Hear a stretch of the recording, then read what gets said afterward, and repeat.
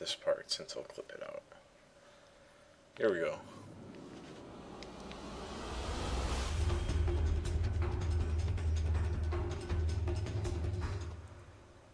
Okay, so first off,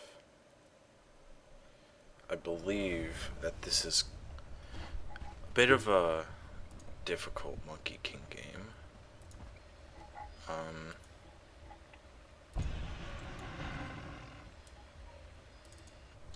Let's see.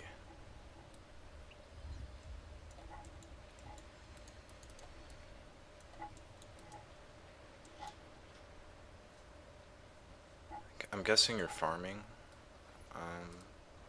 Yeah, you must be farming top here. So, right off the bat, I think that your starting items are incorrect. And the reasoning here I want to give you is the tangos are fine, the stout shield's fine, but I think this magic stick is a mistake because you can just in the side shop buy a magic stick. So if you want to go for a wand rush, which is really good this patch, wand is a super powerful item, especially with the regen changes and all that. What you want to do is buy the mango out instead. So something like a double tango stout shield, iron branch mango, or a tango salve mango branch is preferred, because once again you can just finish the magic one in the side shop here. So you're effectively trading regen, like extra regen, for having the magic stick in your inventory already, which isn't worth it, because if you want any extra regen, or if you want to finish the wand, you actually have to end up using the courier, which you don't want to really do until you're like later on. You want to use the courier to send yourself Aquila or phase boots, blades of attacks, and you want to send yourself extra regen with that, but you don't want to use the courier to send yourself extra regen and a mango, for instance, because the mango you can just buy from the mango you should just start with. Plus the mango isn't a bad item to have on you. The +1 regen is really value. So I'm not a fan of this starting item build. And you might think I might be harping on you a little bit too much, but and he ends up starting with a stick as well. Yeah, don't start with a stick. Really, the only item build where it's okay to start with a stick, and especially since you know, you don't really know who you're going to be up against in this lane. If you're up against a lone druid, you're going to take a lot of harass from the bear, so having that extra regen is going to be really important. If you're up against like Wind Ranger plus Axe or something, then you're going to take some harass from the Wind Ranger. It's unavoidable. And if you're going to go in for the Axe kill, you're going to take some damage. So yeah. And you end up using the courier to complete your magic wand. Like, using the courier right away just to ferry yourself a mango is it actually gets, like, the higher up you go, the more and more and more and more it gets punished. Because what mid laners want to do is ferry themselves a salve immediately. And you using the courier to ferry yourself a mango is really just ruins your mid lane. I mean, that's not what this guy was doing. He was ferrying himself a Gloves of Haste, because he's going Midas on a goddamn Alchemist. But you get the concept, I'm sure. And especially with the, I feel like you went for the Battle Fury this game, and especially with the changes to stats that just came out in the last patch, where they get amplified for your base stat gets amplified for yourself. Stats just become uh, much better. Winning out against phase boots. I'm not I'm not going to comment too much on any last hits that you might miss. That's just a matter of getting more used to the game and practicing more. Uh, what was I saying? Oh yeah, the phase boots.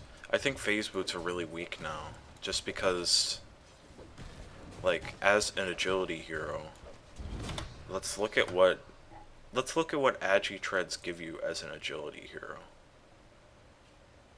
It gives you, compared to the brown boots, or compared to the phase. The phase gives you more move speed, sure. But you know what else gives you move speed? 10 Agi. You know what?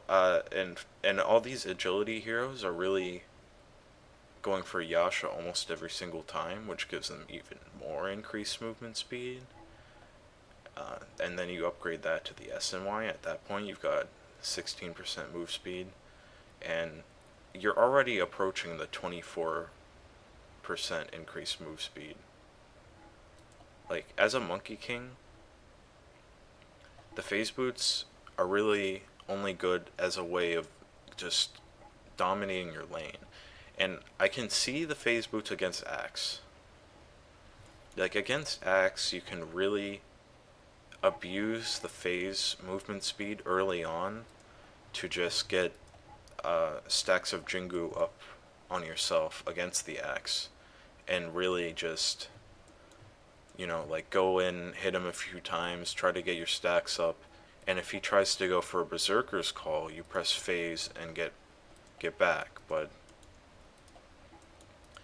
once you actually have boots, have a 20 move speed advantage. So and you've got such a large attack range advantage, 150. So if you can actually just kite him without going for the phase boots, then you shouldn't get called unless somebody's setting up. So to continue my diatribe about the power treads, the 10 attributes, it gives you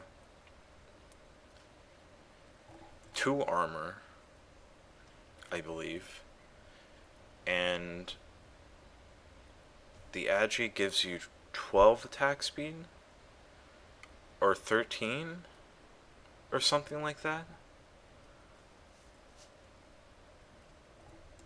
Yeah, and of course the 10 damage as well. Like, as well as the little bit of extra move speed, which is negligible from only 10 Agi, but what's really, really important is that 10 armor. Like, before, like a couple patches ago, that plus 10 didn't,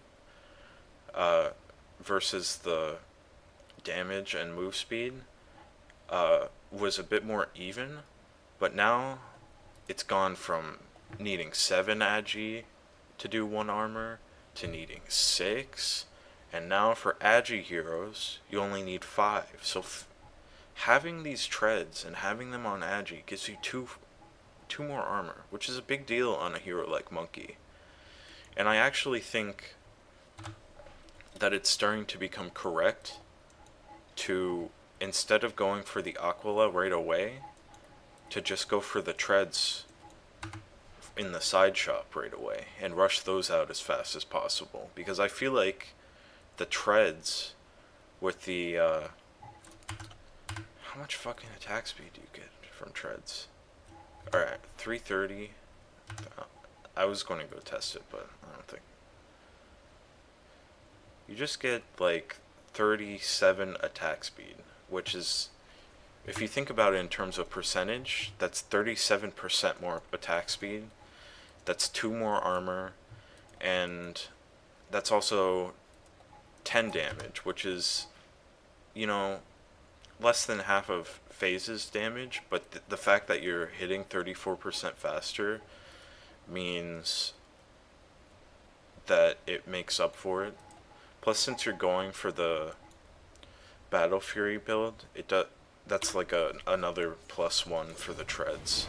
I think treads are way better than Phase right now because of all the changes to attributes and changes to armor that we've been seeing. And the fact that you can get the completed treads from the side shop really makes it that much more powerful. Like I've actually been, I haven't been necessarily listening to any really good players like preach about treads over Phase that much, but in my own games I've been noticing myself like preferring going for the Phase from the side, for the treads from the side shop, I mean, rather than rushing out the Phase boots or going for the Aquila first. Like, the treads are actually just such a valuable item. If you think about it, you're getting an ultimate orb worth of stats out of like 450 gold. Like, you get the stat part from one of these. That's like so these combined into a treads becomes an ultimate orb. 2150 value. And the attack speed is pretty much just a bonus. Like, you just get 5 extra attack speed.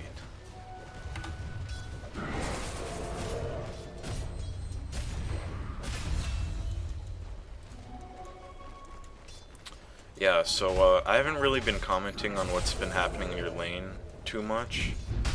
I just want to, I think I mostly just want to, like, cause I already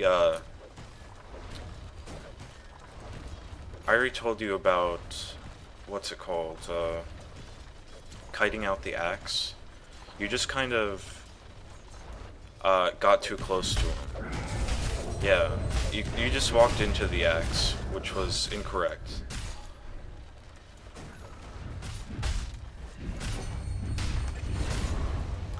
You want to keep your distance and abuse the fact that you've got 150 range and 20 move speed on him. Like, right there was what you should do every single time against the axe.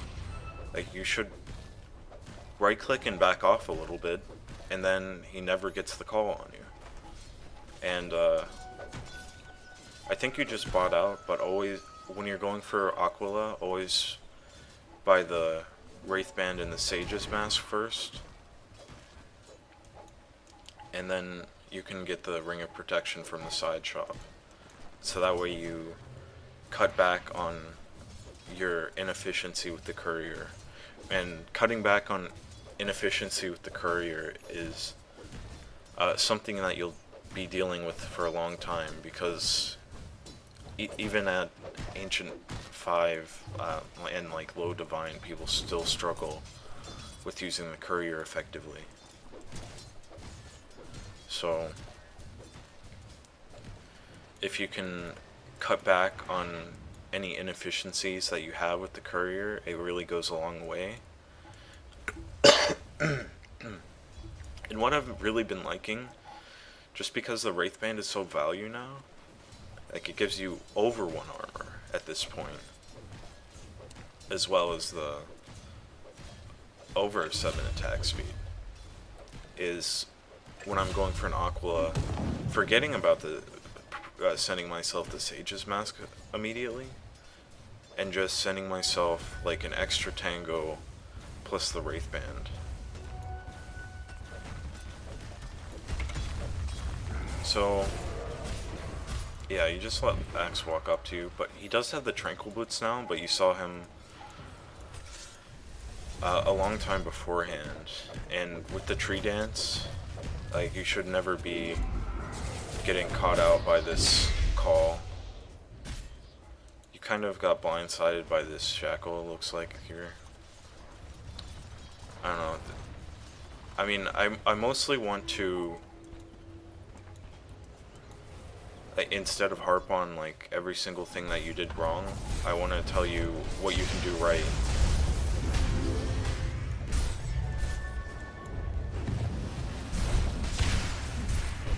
So you played fine here.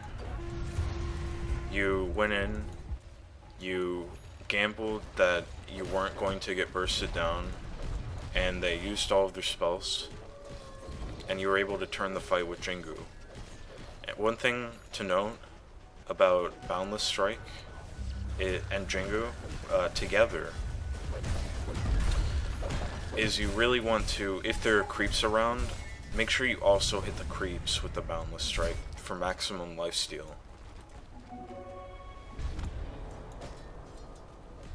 And if you don't know, when you're using Primal Spring, ooh, you guys just get destroyed there. When you're using the Boundless Spring, it plays the sound for them, for the enemy. So, if you're wondering why it seemed like they knew you were about to Boundless, then that's why. Alright, now that the Axe Blink Dagger is revealed, you gotta be a lot more careful on the map. If you don't know where the axe is, you kinda need to just be wary of the Axe Blink initiation. Like, you really have to be careful about standing next to creeps.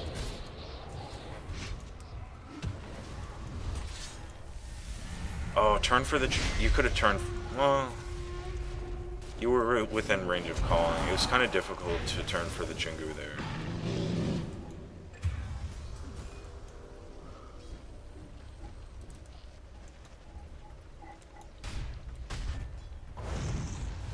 So, yeah. I mean, I don't want to say for sure if you bought treads there that you would have survived. But you would have had like an extra 180 or so HP. You would have had the extra attack speed to get your Jingu stacks up. So you could have probably turned it with treads there. Like, Phase Boots on Monkey I think is pretty overrated. It's it just gives you a lot of problems fighting wise, because the Phase Boots is really good for lane dominance, but in the actual game,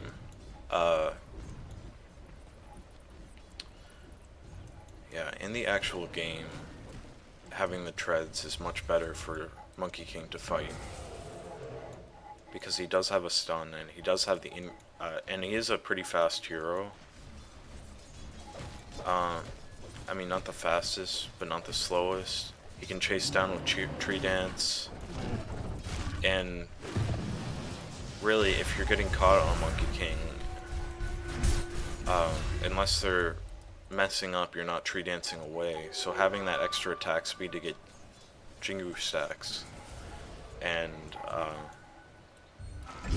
just hit faster and just tank longer is a really big deal.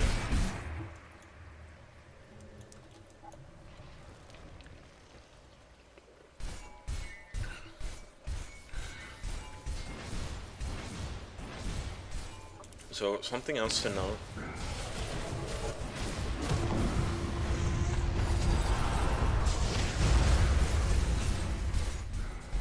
is, sorry, I was just watching to see what happened there. If you're going for this Battle Fury build, what a lot of people do is max out the tree dance so they can farm waves and push out waves faster. Because if you look at the way this scales compared to these, Like if you're not going a fighting um, build on Monkey, then like, having all these points in Boundless Strike as well as Jingu, isn't that worth it? Because you could just be using Primal Spring to push out waves to get your items up faster. Like if you want a later timing, it's really good to, like, look, this decreases by cooldown, this decreases by mana cost, and the damage goes from 140 all the way up to 350, which is almost enough to one-shot waves. Pretty much you use Primal Spring on a creep wave, and then you hit each creep one time, essentially.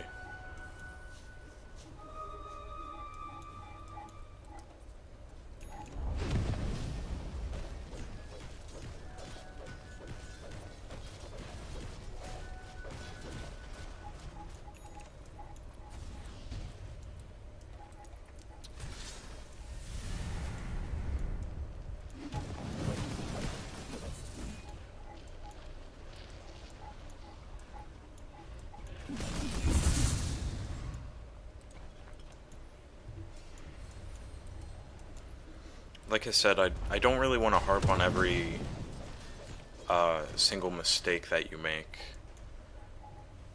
I think it's probably better if I explain things to you conceptually that it seems like you're lacking an understanding of. That's a great Monkey King ult, but you didn't use Boundless Strike in time on the Sven to keep him in, essentially.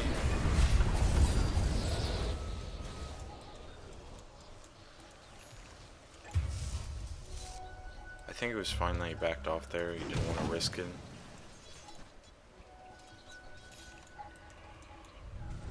Three for one.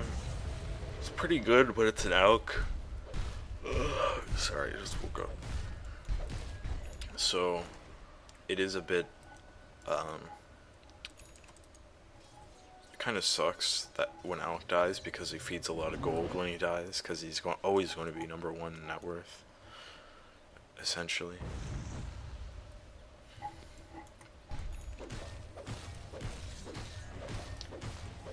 So from here, I think you could just go for the Shadow Blade here, just because, like, the lower MMR you go, the less people are going to be buying Dusts and Sentries, and you do end up going, queuing up the Silver Edge. But the reason why Shadow Blade is really nice on Monkey, and is nice with the Battle Fury build, is you have the more than enough mana to sustain it here. You can farm it up pretty fast right after the Battle Fury. And one thing that you really have to be careful of as Monkey King is simply when you're entering fights, not getting bursted down first. And that means getting a good Wukong's command off. And that means either tree dancing into the fight and, I don't know, ulting off of a tree or something like that, or you can also just Shadow Blade in and use the Wukong's command.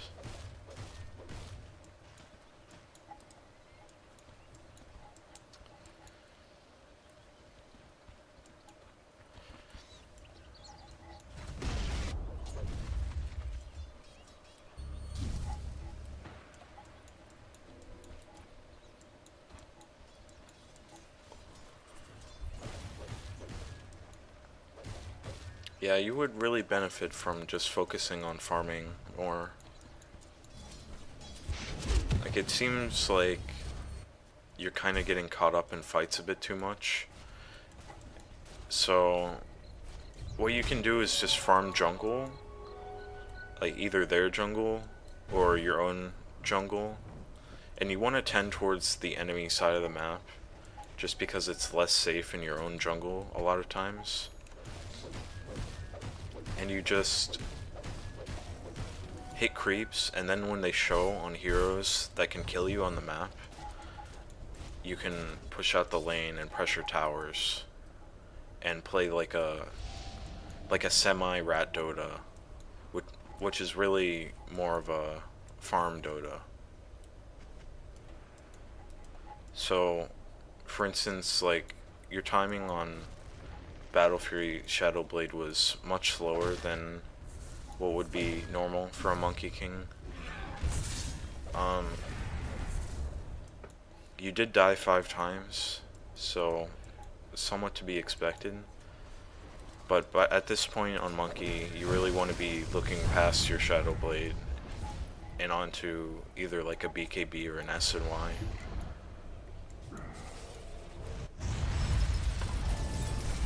So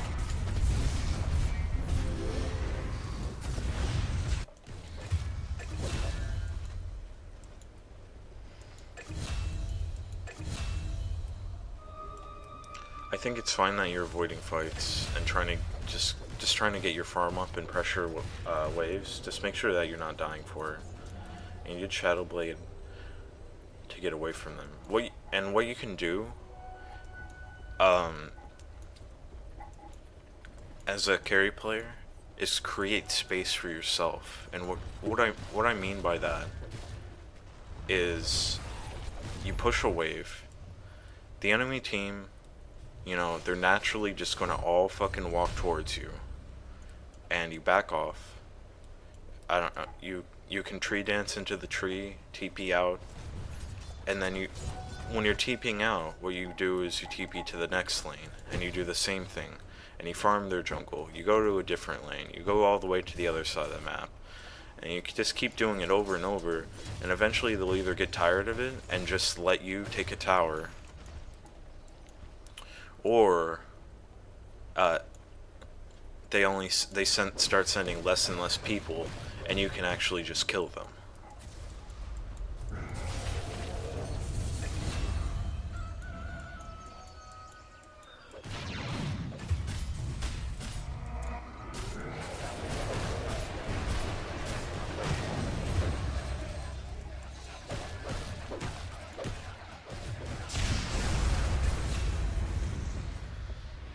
All I can say there is you stayed a little bit too long.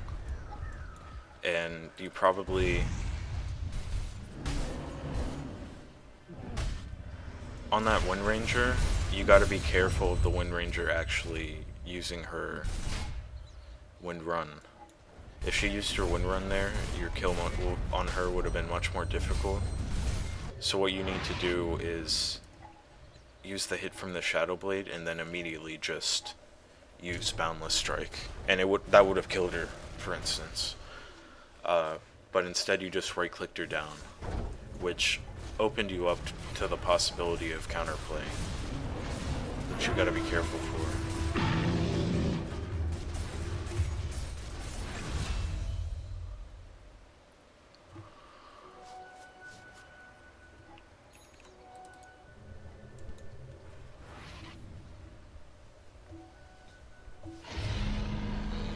I'm not a huge fan of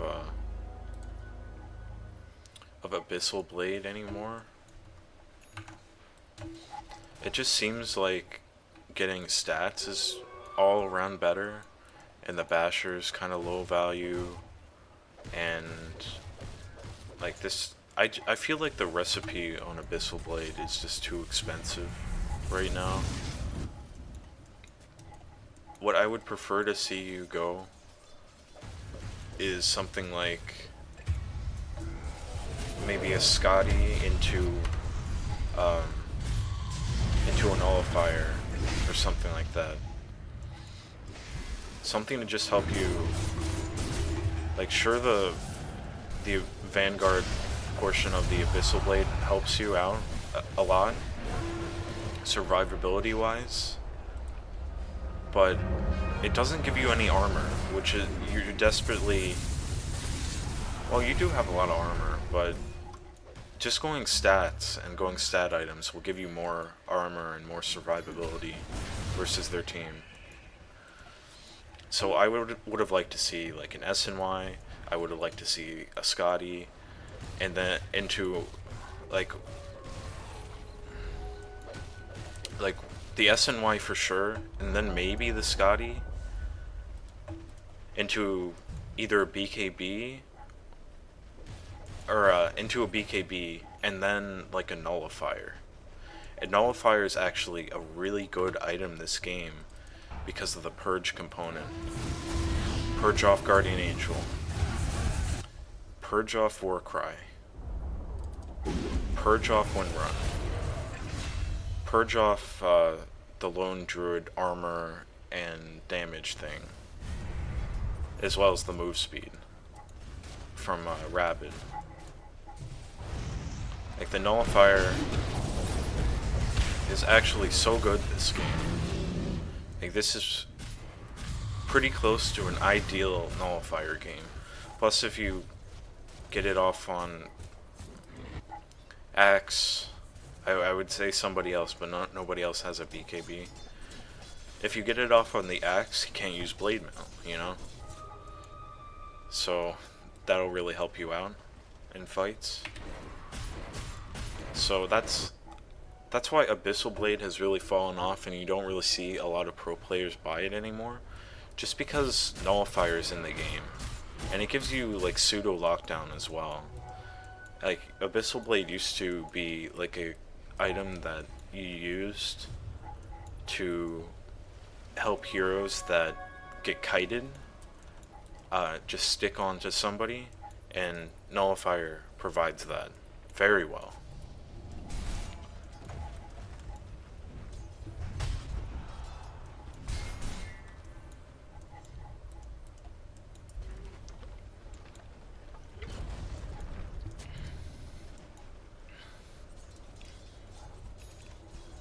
Yeah, so what you should always be looking for in these fights, just on high ground, I mean, you should always be looking for getting a Wukong's command in a choke point if they're pushing.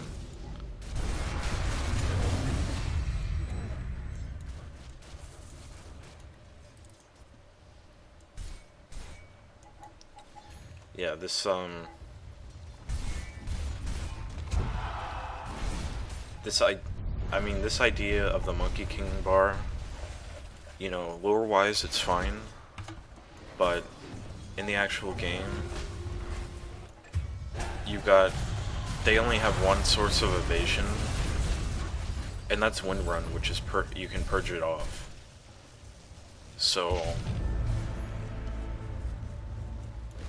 I would prefer you to get the Nullifier and just purge it off, right? And here you just can't be like that. This is the idea of why you go the Shadow Blade on Monkey, so you don't get initiated on first in the fight, and you can get off a good Wukong's command. So you just gotta be careful when they have a hero that can catch you like that, like the Axe and the Sven. You can't really, what's it called, like just show yourself like that when you know that they're close by.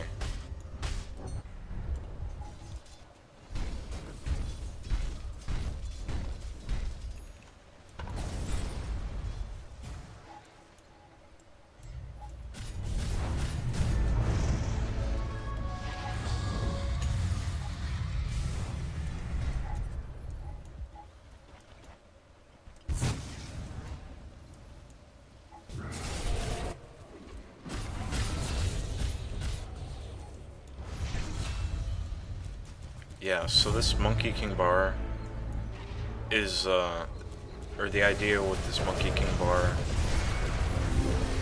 isn't that great because it barely helps you hit 13, right? It really only helps you against the Wind Ranger and the Radiance from the Bear.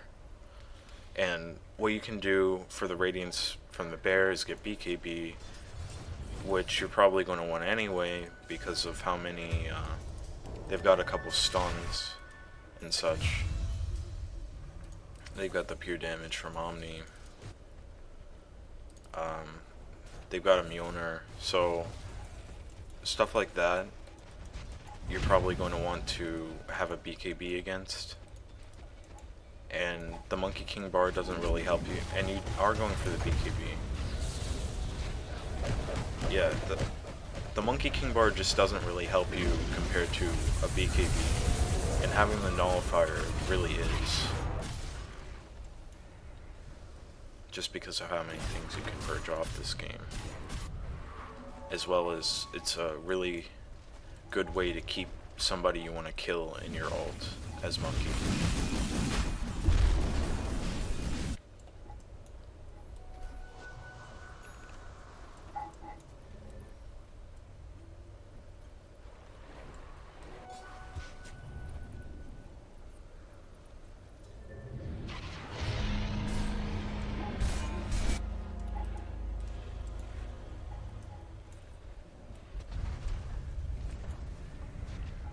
Going to the moon. Hello. Hello to you too. Just going over this Monkey King replay. Oh, you should pick up that cheese. There you go.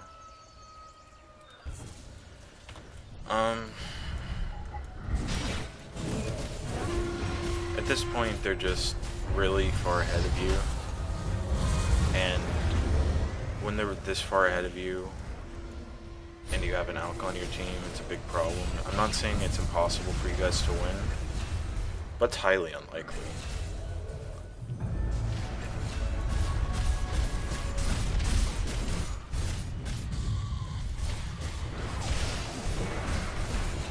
Yeah, you died there and the game's just over. Sell cheese? Sell cheese.